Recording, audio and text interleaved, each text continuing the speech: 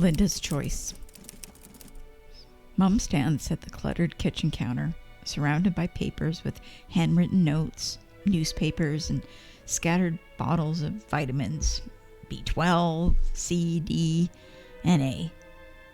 She inhales deeply on her cigarette, holding it in for a moment, a tad longer than usual, and extinguishes it in an overflowing ashtray. The smoke lingers in the sunny flares that are streaming through the kitchen windows, like the last remnants of something fading away. She touches her chest under her favorite button-up white cotton shirt, the one she wears almost every day, and she mentions a small lump. "It's nothing," she says, her voice steady, almost practiced. But her eyes don't match her words. I tell her to get it checked, but she shrugs it off. And there is no history of cancer in our family, so I convince myself it's probably just a cyst or something. And the thought disappears. Months pass and June arrives. She stands at the same cluttered counter while I sit at the table sipping my coffee. "The lump's grown," she lets out.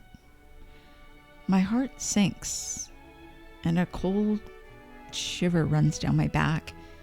It was that feeling, that one where you just know something's wrong.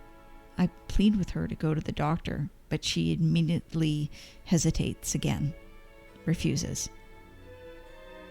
It was though as if it was ignored long enough, it would just simply go away. It's a cold, snowy November morning. Dad finds me at work. He pulls me aside at the medical office where we both work, and he tells me the lump has broken through her tender skin this morning. I freeze. I didn't even know that could happen. The world seems to shift without warning, and I'm standing here, unsure of what to do next. I don't know how to fix it, or make it go away. I leave work and I drive around our small city with an old friend. The outer surroundings appear the same, but my inner world is crashing rapidly. As I circle the streets, I poured out my fears and sadness, but no matter where I went, I couldn't find a place to rest. I was lost. This upcoming 2012 would be the year of the last Christmas, the last Easter, the last birthdays, the last July long. Would we even get a last Halloween? Mum refused treatment, to no one's surprise. Mum's no's are no's, period. She doesn't trust doctors, even though she's married to one. She feels by prescribing her hormones during menopause has led to her current critical situation. She will fight on her own. She will have a strategic battle at home, using the family as her soldiers. And I'm just not sure if we're up for that task. So we began a long, painful journey, trying anything we could.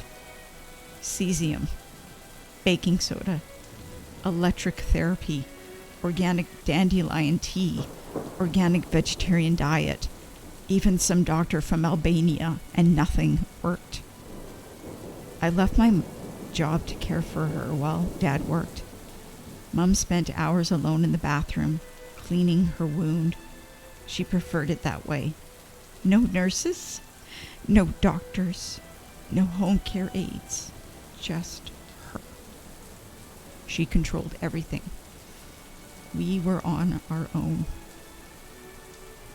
One of my listed duties includes buying organic Egyptian cotton hand towels from aisle 12 in Walmart. They worked the best for her wound. I cut each towel into small squares, then ironed them one by one.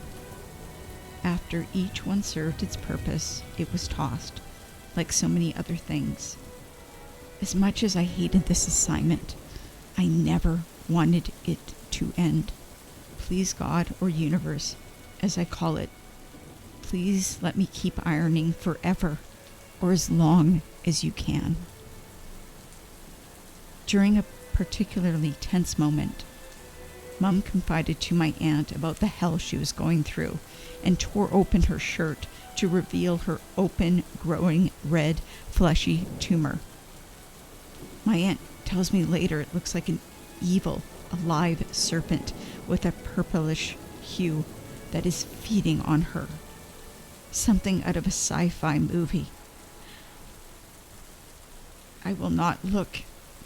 No point in seeing a monster that we can't even begin to fight. Cancer's merciless torture finally wears her down, and she waves the flag of surrender and agrees to see a doctor.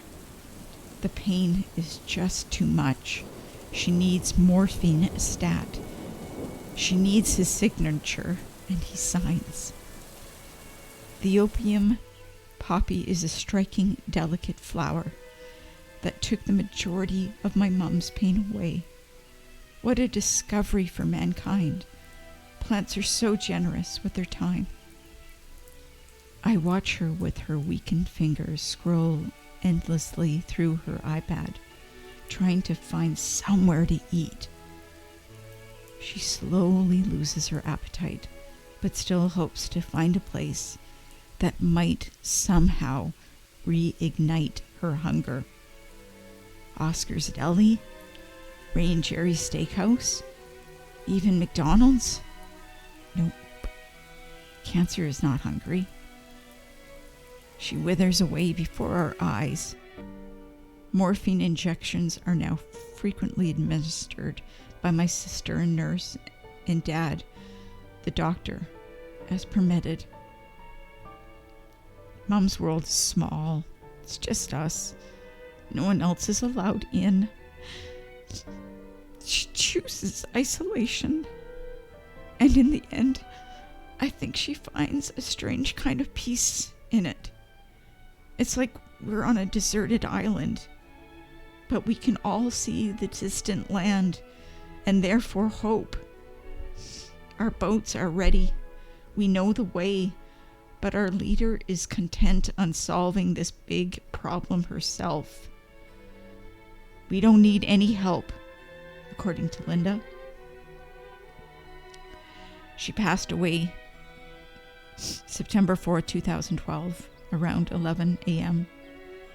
It was a beautiful fall morning, the sun bright and clear, a perfect send-off. A month later in October, I got my first and only tattoo in honor of my mom.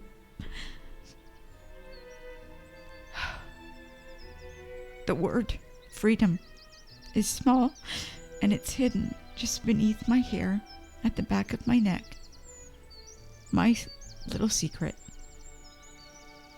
Freedom, my favorite word, is defined as the power or right to speak, to act and change as one wants without hindrance or restraint. So even though I didn't agree with the path my mom chose, at least she had the freedom to make it. And in the end, maybe that's all any of us really want. I also started walking a lot